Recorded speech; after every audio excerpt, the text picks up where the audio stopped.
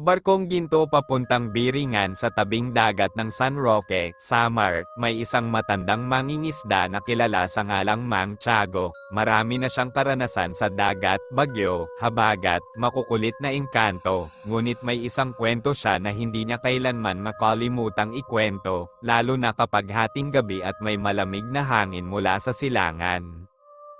Ayon kay Mang Tiago, noong kabataan niya, may isang gabi na siya ay naglalayag mag-isa upang manghuli ng isda. Bigla raw dumilim ang kalangitan, at ang mga alon ay tila kumakanta ng kakaibang awit, isang awit na hindi niya kailanman narinig. Habang siya'y nakaabang sa lambat, napansin niyang may dumarating na liwanag mula sa gitna ng dagat.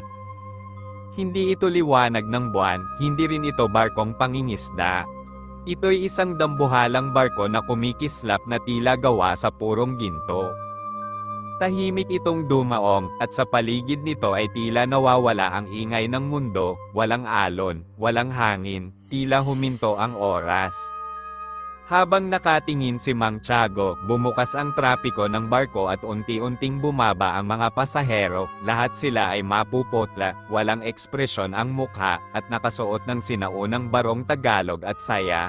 Sa bawat hakbang nila, tila umiilaw ang sahig ng barko.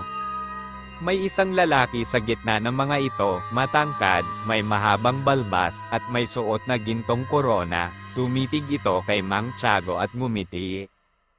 "Halika, may lugar ka sa barkong ginto," wika nito sa boses na tila may kaakibat na awitin. Nanginig si Mang Tiago, hindi siya makagalaw, gusto niyang tumakbo ngunit parang may humahawak sa kanyang mga paa. "Mabuti pa'y huwag kang sumama," biglang may bumulong sa kanyang tenga. Nang lingunin niya, isang matandang babae na may puting buhok at mata na parang salamin ang nasa tabi niya. Iyan ay barko papuntang Biringan. "Biringan?" tanong ni Mang Tiago, nanginginig. "Oo, lungsod ng mga hindi na makabalik. Kapag sumakay ka dyan, hindi mo na matandaan kung sino ka, wala nang pag-uwi." Mabilis ang tibok ng puso ni Mang Tiago. Sinubukan niyang igalaw ang kanyang katawan. Sa pagpilit, tila may biglang nawala sa paligid. Ang mga pasahero ay unti-unting naging anino. Ang barko ay nagiging malamlam ang liwanag. Pero ang lalaking may gintong korona ay naglalakad papalapit sa kanya. "Hindi mo ako matatakasan, Mang Tiago," wika nito. "Tinawag ka na, hindi ako sasama." "Hindi," sigaw ni Mang Tiago. Ngunit sa isang iglap, siya ay nasa loob na ng barko. Ang paligid ay kulay ginto, ngunit malamig at tila walang buhay. Ang mga pasahero ay nakaupo, nakatitig sa kawalan, wala ni isa man ang nagsasalita. Hindi pa huli ang lahat, biglang nagsalita muli ang matandang babaeng kanina ay nasa tabi niya. "May isang paraan para makatakas, ngunit kapalit nito, kailangang may sumunod na kaluluwa." "Anong ibig mong sabihin?" "Kailangang may palit, iisang buhay lamang ang pwedeng tumakas, ikaw o siya." Lamingga-lingga si Mang Tiago, may isang batang babae na nasa dulo ng barko, nakaupo ito, yakap ang manikang sira-sira. Maliit pa siya, hindi siya dapat, desisyon mo, bilisan mo, papalapit na ang Biringan. Muling lumingon si Mang Tiago sa dulo ng barko, at sa di malirip na lakas ng loob, bigla siyang tumakbo sa direksyon ng dagat. Tumalon siya mula sa barko. Sa kanyang pagbagsak sa tubig, bigla siyang nahulog sa isang malalim na dilim.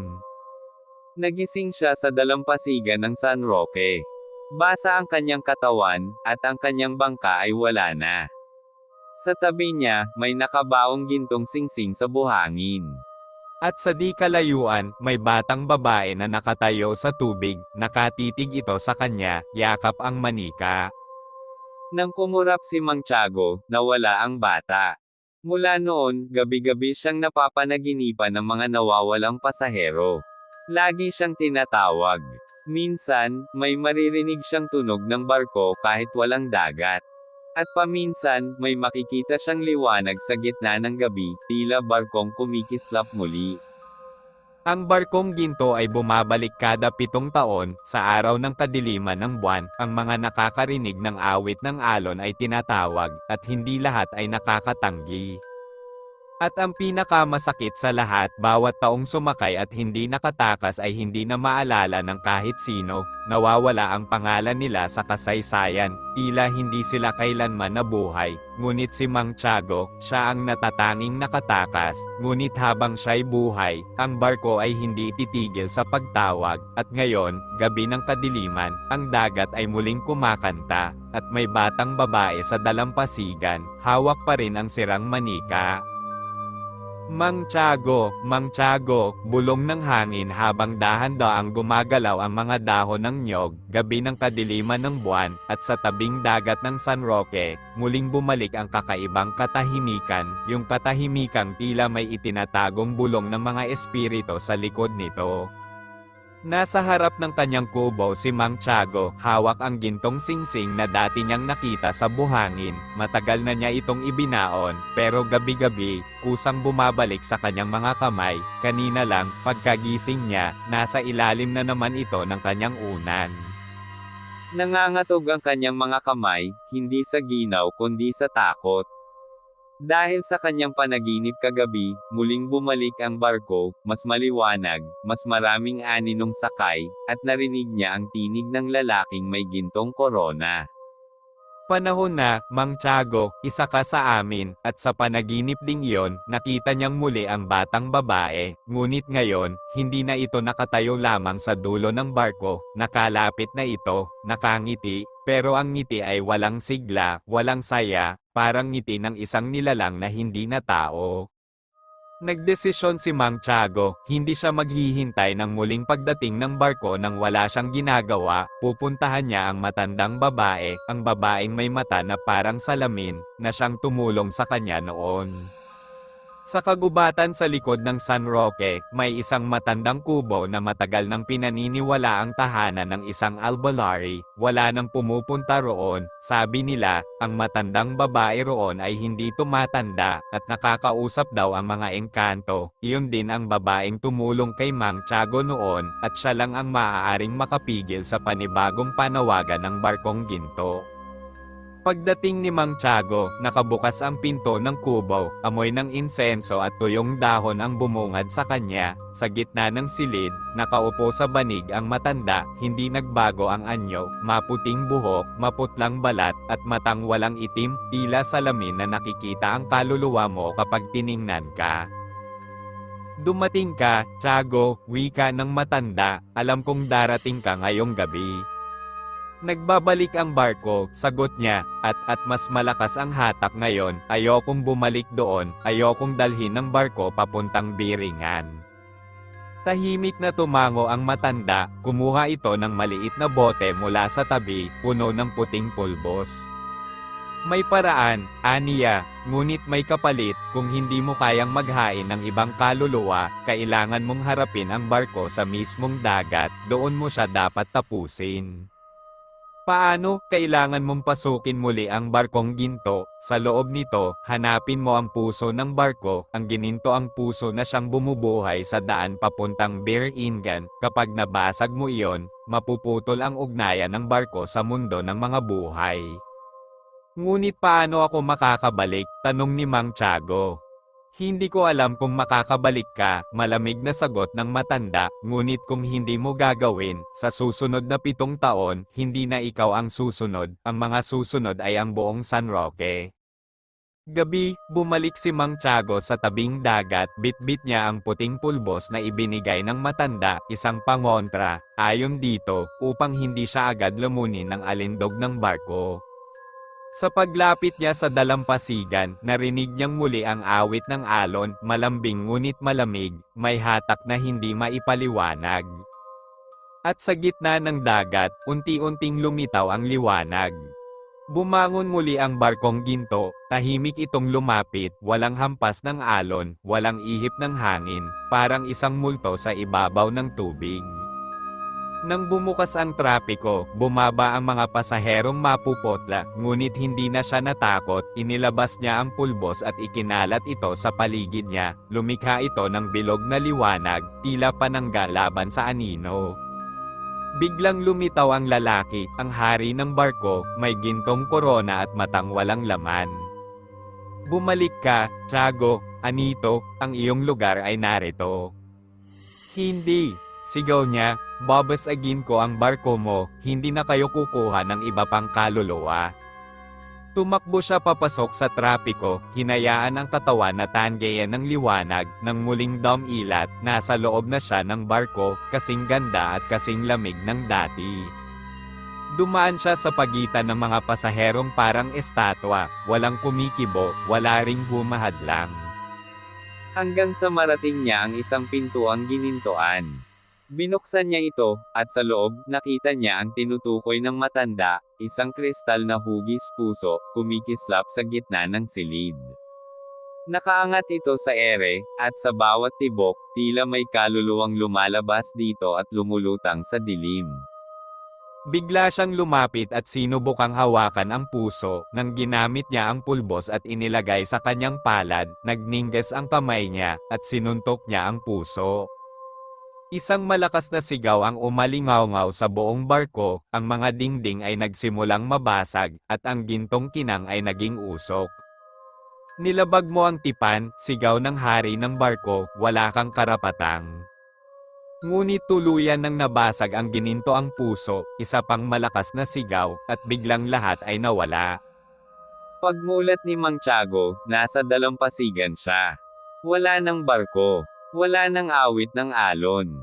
Umaga na. Tahimik ang paligid. Sa tabi niya, nakita niyang nakaupo ang batang babae, hindi na ito mapatla, may kulay na ang mukha, may liwanag ang mata. Nakauwi ako, bulong ng bata, salamat, at unti-unti itong nawala sa liwanag ng araw, sa buhangin, isa na lang ang naiwan, ang sirang manika, kinuha ito ni Mang Tiago at muling tumingin sa dagat, tahimik, wala ng awit, wala ng barko, ngunit alam niyang kailangang magbantay, dahil ang biringan ay hindi ganap na nagsasara, at kung sakaling muling bumalik ang barkong ginto, may susunod na tagapagbantay.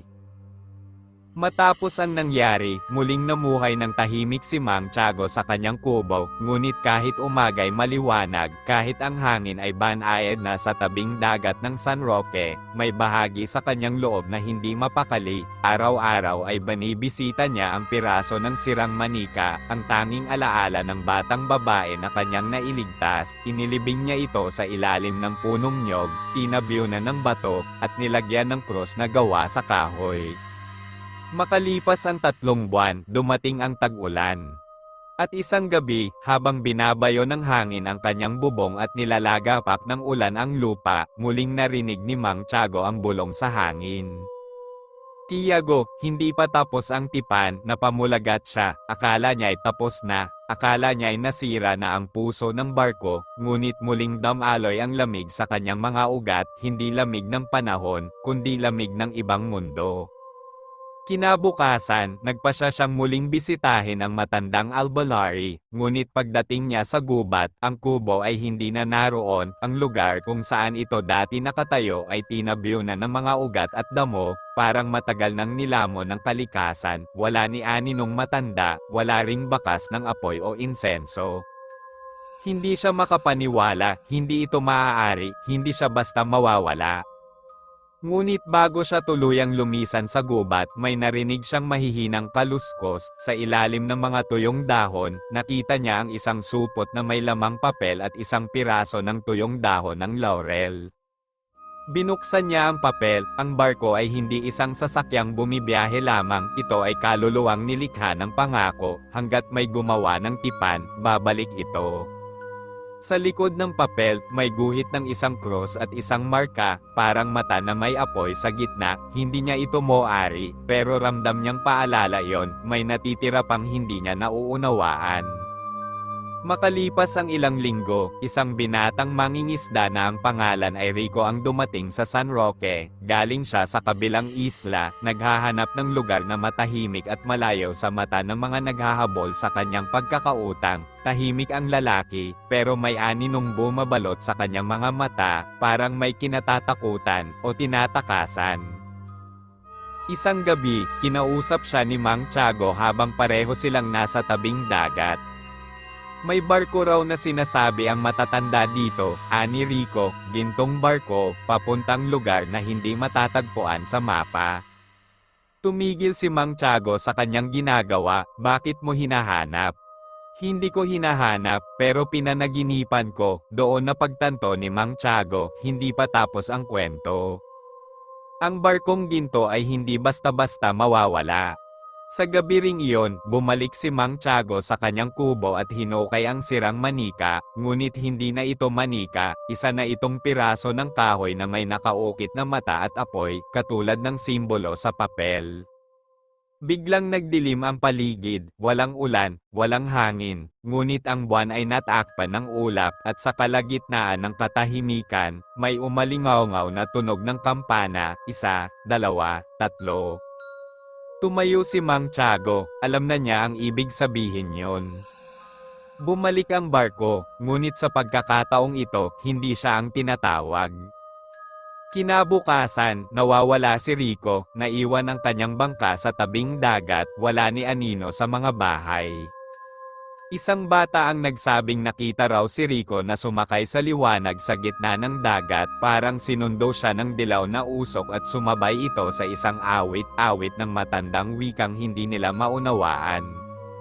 Tumindig ang balahibo ni Mang Tiago, kinuha niya ang kahoy na may ukit at binalik sa ilalim ng puno, nagsimula na naman, bulong niya, at sa paglingon niya, sa malayo sa laot, lumulubog muli ang liwanag, parang muling bumaba ang barkong ginto sa kailaliman ng dagat, hindi na siya ang bantay ngayon, may bagong itinalaga ang biringan. Mula nang mawala si Rico, naging usap-usapan sa buong San Roque ang kakaibang liwanag sa laot tuwing kabilugan ng buwan, may nagsasabing parang sinasayawan ng alon ang liwanag, may nagsasabing naririnig nila ang mga tinig ng mga nawawala, mga nawalang mangingisda, batang hindi na muling nakita, at mga taong di na umuuwi. Pero si Mang Tiago, tahimik lang, alam niyang hindi simpleng alon o buwan ang sanhi nito, alam niyang nagsisimula na naman ang paglalakbay ng barkong ginto. Isang hapon, habang sinusuklay niya ang mga tuyong damo sa paligid ng kanyang kubo, may isang batang babae ang lumapit, di niya ito kilala, kulot ang buhok, madungis ang mukha, at may suot na pulang damit na halatang minana pa sa mas matatandang kapatid. Tinitigan siya nito, sabay sabing, "May barko po ba talaga sa dagat, lolo?" Napahinto si Mang Tiago, "Bakit mo na itanong, iya?" "Napanaginipan ko po kagabi. May barkong kulay ginto. Tinatawag ako. Sabi nila, may naghihintay daw sa akin sa dulo ng biyahe." Parang may malamig na kamay na humawak sa batok ni Mang Tiago. Hindi niya alam kung imahinasyon lang ba ito ng bata, o kung tuluyan ng nilusob ng biringen ang isip ng mga inosente. "Anong pangalan mo, iya?" Tanong niya. "Ligaya po," sagot ng bata, pero sabi sa panaginip, "Ako raw si Amaya." Muling umalingaw-ngaw sa alaala ni Mang Tiago ang tinig na iyon, Amaya, ang pangalan ng batang babae na una niyang nailigtas, ang batang nilibing na niya ang manikang sirang-sira sa ilalim ng niyog. Hindi na siya nakatiis. Kinausap niya ang mga nakatatanda sa baryo, mga kapwa niya dating mangingisda, mga nakasaksi rin ng kababalaghan noong una siyang kinuha ng barko. Ngunit halos lahat ay ayaw nang makialam. Yung iba, wala nang natatandaan. Yung iba na may nagsabing panaginip lang daw yun, bunga ng katandaan. Nag-iisa na siya, kinagabihan, nagbantay siya sa tabing dagat, bitbit ang lumang lampara at ang kahoy na may ukit ng matang may apoy, naupo siya sa buhanginan, tahimik ang paligid, wala ni ihip ng hangin, tila ba ang dagat ay humihinga sa paghihintay, 12:00 ng gabi, muling umalingaw-ngaw ang tunog ng kampana, 1, 2, 3. Tumingin siya sa karagatan, sa kalayuan, isang hugis ng barko ang lumilitaw mula sa gitna ng tubig, kumukutitap ang gintong katawan nito, para bang sinisikatan ng araw kahit gabi, at sa ibabaw ng barko, may nakatayong pigyera, mahaba ang buhok, puti ang kasuotan, at may hawak na baston na may ulo ng uwak. "Bumalik ka nga," bulong ni Mang Tiago, "ngunit sino ang pinuntahan mo ngayon?" Napatingin siya sa kanyang tabi, wala na si Ligaya. Sa takot, bumalik siya sa kanyang kubo, doon niya nakita, nakaupo si Ligaya sa harap ng kanyang pintuan, hawak-hawak ang sirang kahoy na inilibing na niya noon, tila bakusang lumabas mula sa lupa. Lolo, anang bata, hinihintay na nila ako, hindi mo naiintindihan, sigaw ni Mang Tiago, kapag sumakay ka sa barkong yon, hindi ka na babalik. Ngunit ngumiti lang si Ligaya, isang ngiting hindi pang bata, isang ngiting punong-puno ng lihim, ng kasunduan, ng sinaunang kaalaman. Sila ang pamilya ko, Lolo, matagal na akong hinihintay. At sa isang iglap, naglaho si Ligaya sa hangin, naiwan lang ang pulang damit nito sa lupa, at ang kahoy na may ukit ng mata at apoy. Sa sumunod na mga gabi, tahimik ang San Roque, walang liwanag sa dagat, walang kampanang naririnig, ngunit alam ni Mang Tiago, hindi ito pagtatapos. Ito'y paghahanda sa panibagong yugto, isang buwan ang lumipas. Isang matandang babae mula sa katabing baryo ang lumapit sa kanya, may dalang supot ng tuyong dahon, papel na may sinaunang sulat, at isang kwintas na may pulang bato. Ikaw si Tiago, sabi ng matanda, ang bantay na may kakayahang sumupil sa tipan. Ako nga, sagot niya, may kaba, panahon ng isara ang lagusan, panahon ng itigil ang paglalakbay ng barkong ginto, pero hindi madali, may isa ka pang kailangang harapin. Ano, bulong niya, tunay na pinuno ng barko, ang nilalang mula sa pinakailalim ng dagat, siya ang nagpapakain sa bear-inga ng kaluluwa. Tumayo si Mang Tiago, matagal na niyang iniiwasan ito, ngunit ngayong kinukuha na pati ang mga bata, wala na siyang panahon para matakot, anong kailangan kong gawin, tanong niya, ngumiti ang matanda, sumakay ka muli, sa huling pagkakataon, at sa kanyang mga kamay, inilagay nito ang kwintas na may pulang bato, kapag nasanagan mo ng pulang liwanag ang puso ng barko, madjay gising ang matagal nang natutulog, doon lang siya masusugpo. Kinabukasan, maagang gumising si Mang Tiago, hindi niya ininda ang hapde ng katawan o ang bigat ng kanyang mga hakbang, sa loob ng kanyang dibdib, may humahagibis na kaba, isang matandang takot na muling nagising, kasabay ng tiyak na layunin. Sa loob ng kanyang lumang bol, hinanap niya ang itinatagong mapa, guhit kamay, yari sa balat ng punong balete, at tinatakan ng itim na dugo ng alimango. Sa gilid nito, may nakaukit, tanging ang makakakita ng apoy sa tubig ang makakatawid. Dala ang kwintas na may pulang bato at ang kahoy na may ukit ng matang may apoy, tinungo ni Mang Tiago ang bangkang dekamay na matagal nang hindi ginamit, kiniskis niya ito, tinanggal ang mga barnacle, at saka isinakay ang kaunting gamit, asin, lampara, at isang maliit na botelyang may lamang itim na langis. Habang papalubog ang araw, nagdasal siya sa mga diwata ng dagat, sa mga espiritong bantay ng mga lumang panahon. Gabayan ninyo ako, ito na ang huli, 12:00 ng gabi.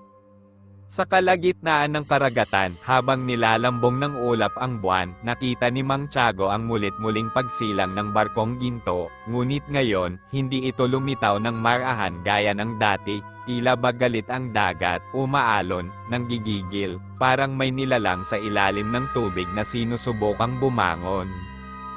Pumailan lang ang kampana, mas malakas kaysa dati, 1, 2, 3, 4. Sa ikalimang beses, hindi na tunog ng bakal ang narinig niya. Ito'y halakhak, isang halakhak na nagmula sa kailaliman, parang mula sa isang lalamunang walang hangganan. Gamit ang lampara, sininaga ni Mang Tiago ang daan, sa gitna ng unos, nagliwanag ang kwintas sa kanyang dibdib, nag-aalab ang pulang bato, at tila hinihigop ng kanyang katawan ang init nito, ang bangka niya, bagamat liit, ay tila itinulak ng hindi nakikitang lakas, papalapit sa dambuhalang barkong ginto.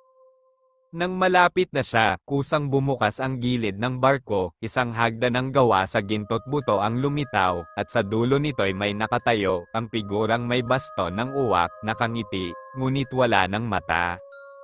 Maligayang pagbabalik, bantay, sabi nito, hindi ako narito para bumati, narito ako para wakasan ito. Naghalakak muli ang pigyera, at ang paligid ay tila umalingaw-ngaw ng libo-libong tinig. Sumampa si Mang Tiago, dala ang kahoy na may matang may apoy, habang tumatapak sa sahig ng barko, napansin niyang may mga mukha sa ilalim ng salamin ng deck, mga kaluluwang nakakulong, lahat nakatitig sa kanya, parang umaasang mailigtas. Nasaan siya? Sigaw niya, walang sumagot, sa halip, unti-unting bumukas ang gitna ng barko, mula roon, isang hagdanan pababa ang lumitaw, gawa sa kadiliman, parang butas ng mundo, hindi nagdalawang isip si Mang Tiago, bumaba siya, sa bawat hakbang, lumalamig ang hangin, dinig niya ang pagtangis, ang pagbulong, at ang mga panalangin ng matagal nang nawala, hanggang sa marating niya ang pinakailalim, ang puso ng barkong ginto. At naroon, ang nilalang, isang dambuhalang aninong may anyo ng tao ngunit gawa sa tubig, usok, at ginto, may mga mukha ito sa katawan, pawang mga kaluluwang isinuko sa bear ingan, sa gitna ng dibdib nito, may pulang mata, dugo at apoy, gumagalaw sa iisang kumpas. Isa ka na rin sa kanila, Tiago, anang nilalang, ang bawat pagsuway ay tinatandaan, dumating ka ng may apoy, pero ang apoy ay tinuturuan din ng dilim. Hindi siya sumagot, hinawakan niya ang kwintas, itinaas ang pulang bato. Nagliwanag ito, umindak ang liwanag sa paligid, sumabog ang mga aninong bumabalot sa nilalang. Ngayon, magising ka, sigaw ni Mang Tiago, tanggapin mo ang apoy. Itinusok niya ang kahoy na may ukit ng mata sa lupa ng barko, at mula rito, sumambulat ang pulang liwanag, sumikop sa buong silid, ang nilalang ay sumigaw, umalon, humalakhak, at sa huli napasigaw sa sakit. Unti-unti itong natutunaw, ngunit hindi nagwawakas ang sigawan. Ang buong barko ay nagsimulang lumubog, ang mga kaluluwang nasa ilalim ng deck ay unti-unting umangat, tila pinalalaya, isa-isa silang nagpasalamat kay Mang Tiago, mga anyong liwanag na umakyat patungo sa langit. Bago siya malunod, hinawakan niya ang kwintas, tapusin mo ang sumpa, bulong niya. At sa huling pagliwanag ng bato, isang pagsabog ng liwanag ang lumamon sa barkong ginto. Kinabukasan, nagising si Mang Tiago sa tabing dagat, duguan ngunit buhay, wala na ang barko, wala na ang kampana. Ang kwintas ay pumutok na, at ang kahoy na may mata ay abo na lang. Sa San Roque, tahimik ang mga gabi, wala nang liwanag sa laot, wala nang tinig ng nawawala. At sa huling pagkakataon, nakita niyang muli si Ligaya sa kanyang panaginip, nakangiti ito, kasama ang isang batang si Amaya, suot ang pulang damit. Salamat, Lolo, sabi nila, malaya na kami, at mula noon, hindi na muling nakita ang barkong ginto, ngunit sa tuwing may buwan sa gitna ng dagat, may isang matandang lalaking nakaupo sa buhanginan, tahimik, nakangiti, sapagkat alam niyang minsan, naging bantay siya ng lagusan, at siya na rin ang tumapos sa paglalakbay ng barkong ginto papuntang Biringan. Maraming salamat po sa inyong pakikinig. Huwag kalimutan mag-subscribe para sa update sa mga bagong kwento paparating.